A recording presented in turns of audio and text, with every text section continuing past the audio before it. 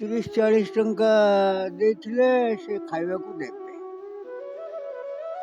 ପଇସା ପତ୍ର ନଥିଲା ଆଜି, ଆଉ ମୁଁ କୁଆଡ଼େ ଯାଇନଥିଲି, ଥଣ୍ଡା ହେଉଛି ତ ଭାରି ଜୋର। ଆଉ ଯାଏ ଆଣିଲେ ଖାଇବ। 12ଟା ରାତି ହେଲାଣି, 12ଟା ରାତି ହେଲାଣି, ଆଣିଲେ ଖାଇବ। ଆଣିଲେ ଖାଇବ।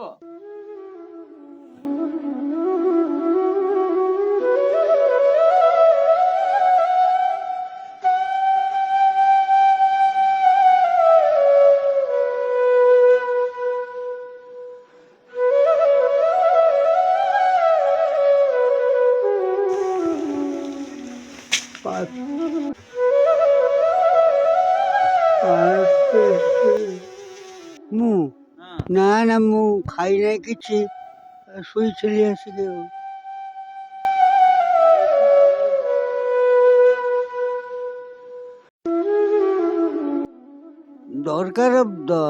ଦରକାର ନାହିଁ ବୋଲି ଆପଣ ଦେବେ ଯଦି ମୋତେ କମଳ ଗୋଟେ, ମୁଁ ଆଉ ତାକୁ ରଖିମି। ମୋର କ'ଣ ଘୋଡ଼େଇ ହେବାର ପୁଣି ଯାହା ଭାଗ୍ୟରେ ଯେତେବେଳେ ଯାହା ଥିବ ସେଇଆ ହବ।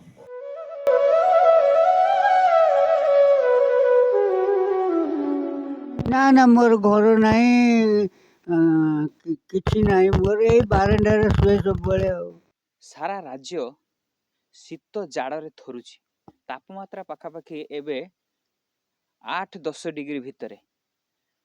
ଏଇ ଯେଉଁ ଜାଡ଼ରେ ସନ୍ଧ୍ୟା ହେଲେ ସମସ୍ତେ ଘରକୁ ଫେରି ଯାଉଛନ୍ତି, କିନ୍ତୁ ଏମିତି ବି ଆମ ପାଖରେ ମଣିଷ ଅଛନ୍ତି ଯିଏ ଯାହାଙ୍କ ପାଇଁ ୟାଠାରୁ ଥଣ୍ଡା ଯଦି କମ୍ ବି ହୁଏ ତାହେଲେ ତାଙ୍କୁ ଏଇଠି ହିଁ ବିତେଇବାକୁ ପଡ଼ିବ।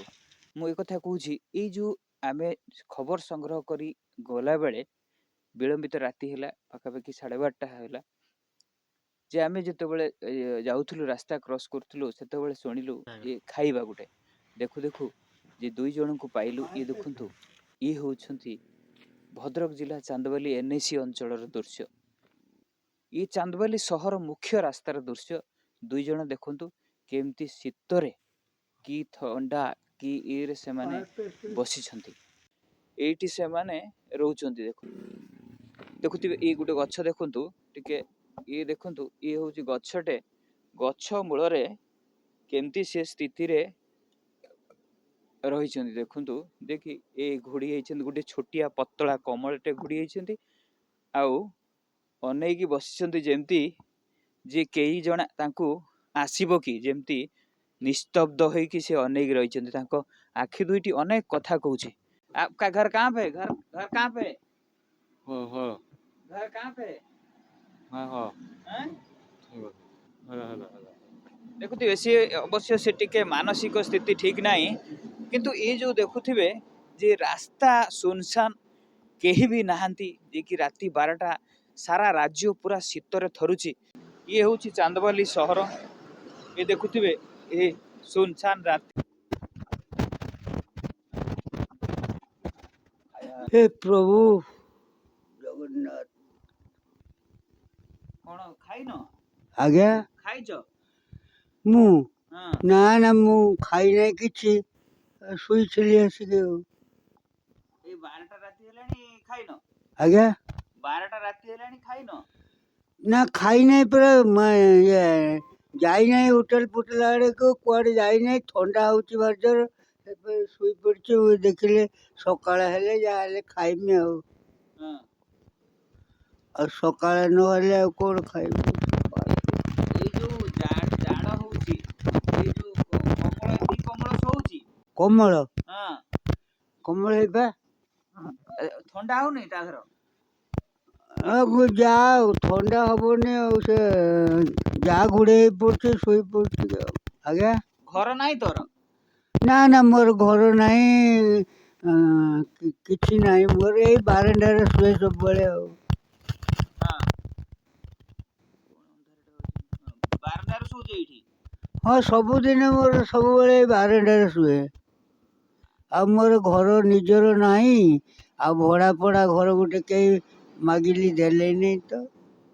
ମୁଁ କହିଲି ଭଡ଼ା ଦେମି, 200 ନିଅ, 300 ନିଅ, ଯାହା ନେବ 500 ନିଅ, ଯାହା ନେବ ମାସକୁ ଭଡ଼ା ଦେମି। ମୋତେ ଗୋଟେ ଘର ଦିଅ ଦେଲେନି କେହି। ଭୋକ ଲାଗୁନି? ଆଉ ଖାଇଲେ ଏବେ ରାତି 12ଟା ବେଳେ ଖାଇବା ପାଇଁ ପାଣି ଫାଣି ଦରକାର, କୋଉଠୁ ପାଣି ଆସିବ ଖାଇବା?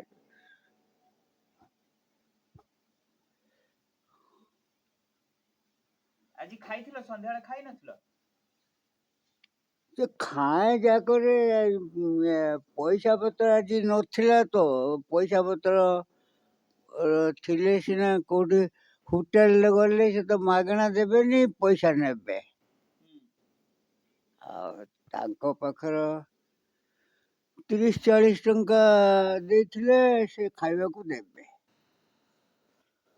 ପଇସା ପତ୍ର ନଥିଲା ଆଜି, ଆଉ ମୁଁ କୁଆଡ଼େ ଯାଇନଥିଲି, ଥଣ୍ଡା ହେଉଛି ତ ଭାରି ଜ୍ୱର, ଆଉ ଯାଏ।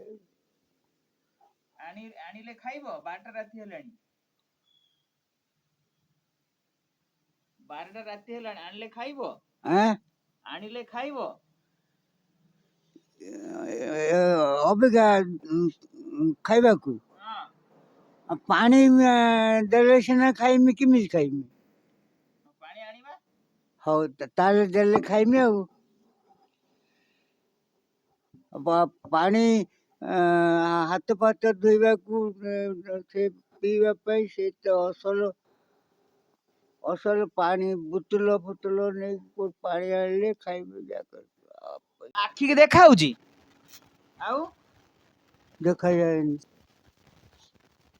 ଦେଖୁଥିବେ, ଶୁଣୁଥିବେ ଯେ କି ଏତେ ଶୀତରେ କେମିତି ସିଏ ଧରୁଛନ୍ତି।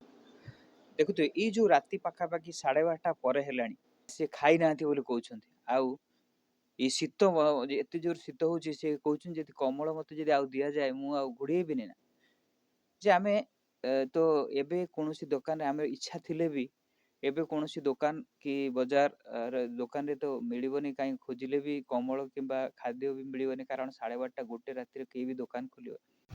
କେମିତି ତାଙ୍କୁ ଯେ ସହଯୋଗ କରିପାରିବା, ଯେ ଆମ ପାଖରେ ତ ସେମିତି କମଳ ନାହିଁ ଯେ ଦବା ପାଇଁ, ଯେ ଆମେ କିଛି ଦେଖିବା ଯୋଉମାନେ ଯିଏ ସ୍ୱେଚ୍ଛାସେବୀ ରହିଲେ ତାଙ୍କର ସହାୟତା ନେବା। ଯଦି ସେମାନେ ସହଯୋଗ କରିପାରିଲେ ହେଇପାରୁଛି, କେତେ ଜଣ ସ୍ୱେଚ୍ଛାସେବୀଙ୍କୁ କଣ୍ଟାକ୍ଟ କରିବା, ଦେଖିବା ସେମାନେ କଣ କହୁଛନ୍ତି।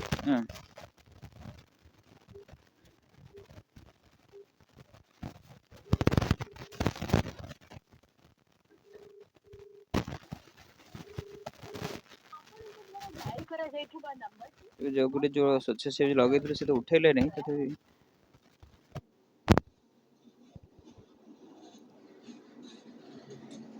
ଜୀବନ ଜ୍ୟୋତି ଯୋଉ ସଂଗଠନ ରହିଲେ ତାଙ୍କ ମଧ୍ୟ ଟିକେ ଯୋଗାଯୋଗ କରିବା, ଦେଖିବା।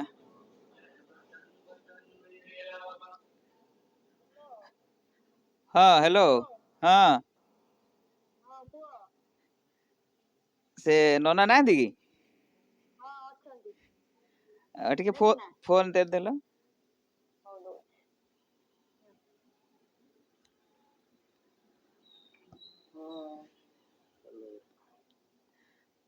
ନା, ଏଇ ଯୋଉ ଚାନ୍ଦବାଲିରେ 2 ଜଣ ମାନେ ଅସହାୟ ଅଛନ୍ତି, ସେମାନେ ରାତିରେ ଥଣ୍ଡାରେ କେମିତି ଥରୁଛନ୍ତି, ଯେ କମଳ ନାହିଁ ତାଙ୍କ ପାଖରେ, ଯାହା ଅଛି ବି ସେ ଠିକ ସେ ମାନେ ତାଙ୍କୁ ହଉନି। 2-3 ଜଣ ଲୋକକୁ ଲଗେଇଲେ ତଥାପି ହେଇପାରିଲାନି। ଯେ ଯେହେତୁ ଆପଣଙ୍କର ସଂଗଠନ ଅଛି, ଯେ ସହଯୋଗର ହାତ ବଢେଇ ହବ କି, ଯେ ସେମାନଙ୍କୁ କମଳ ଫମଳ କିଛି ବ୍ୟବସ୍ଥା କରିହବ କି? କେତେ ଜଣ? ସେ ତ 2 ଜଣ ଅଛନ୍ତି। କଣ ଆଜି ଦରକାର? ହଁ, ଆଜି ହେଲେ ଏଇ ଯୋଉ ଦେଖୁଥିବେ ତ କେତେ ଯୋଉ ଥଣ୍ଡା ଅଛି, ଯଦି ହେଇପାରନ୍ତା ଟିକେ ଭଲ ହୁଅନ୍ତା। ଆଉ ଏବେ ତ ଦୋକାନ ପତ୍ର ବନ୍ଦ ଅଛି।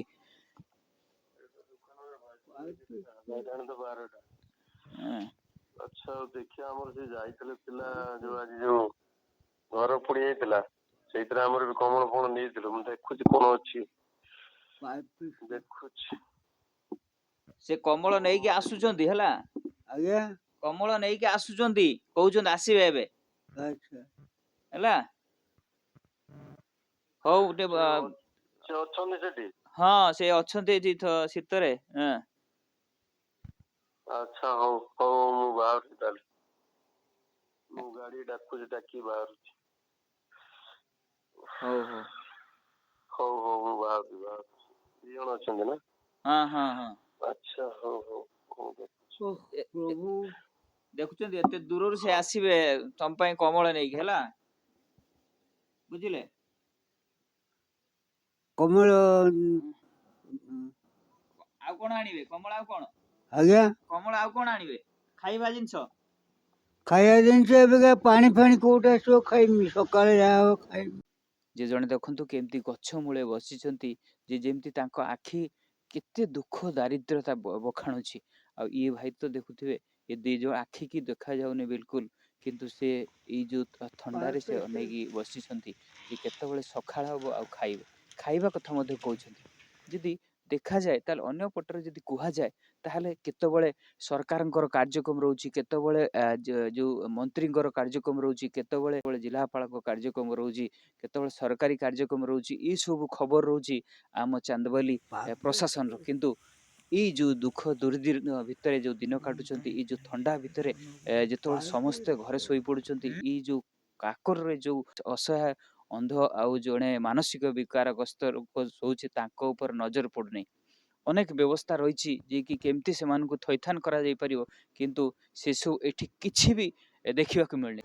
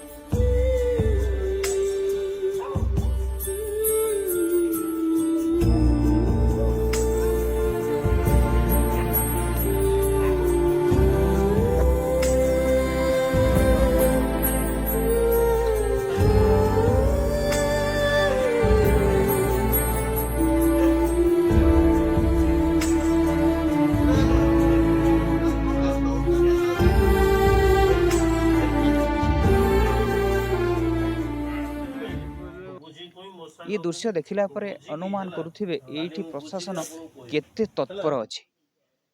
तेबे आमे ए जो देखिला परे ए जो आसिक से माने जहा स्वच्छासेवी संगठन रो जो भाई माने तिहिडी जीवन ज्योति संगठन रो भाई माने आसी पहुंचले से माननकु जो शीत वस्त्र देले आउ जो ए जो खाद्य मध्य से माने देले ए तांको आमे जेहेतु एते दूररु पाखा पाखी 30 किलोमीटर दूररु से माने आसी पहुंचले आउ से जो सहायता कले ମୁଁ ତ ବିଶ୍ୱାସ କରିପାରୁନି ଯେ ମଣିଷ ଏମିତି ଅବସ୍ଥାରେ ଜୀବନଯାପନ କରୁଛି। ଦୀର୍ଘ 20 ବର୍ଷ ହେଲା ମୁଁ ଯାହା ଶୁଣିଲି ଆପଣଙ୍କ ମାଧ୍ୟମରେ ମୁଁ ଖବର ପାଇଲି ଯେ ଏମିତି ଜଣେ ଶୋଇଛନ୍ତି, ଦୁଇ ଜଣ ଯାକ, ମାନେ ବିଶ୍ୱାସ ବି କରିହେଉନି।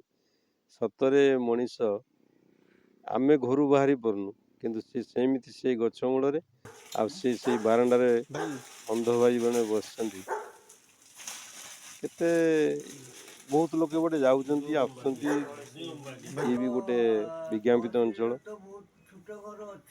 ଦୁଃଖ ବି ଲାଗୁଛି ଯେ ସରକାର ଏଥିପ୍ରତି ଧ୍ୟାନ ଦେଉନାହାନ୍ତି କି ଯିଏ ବି ଏଠି ଦୁନିଆରେ ଯାଉଛନ୍ତି ତାଙ୍କର କେମିତି ଆଖି ପଡ଼ୁନି ଯେ ଗୋଟେ ଅନ୍ଧ କି ଜଣେ ପାଗଳ କି କେମିତି ଲୋକ ଏଠି ବଞ୍ଚୁଛନ୍ତି, କେମିତି ଖାଉଛନ୍ତି, କେମିତି ବଞ୍ଚୁଛନ୍ତି, କ'ଣ ତାଙ୍କର ଅବସ୍ଥା।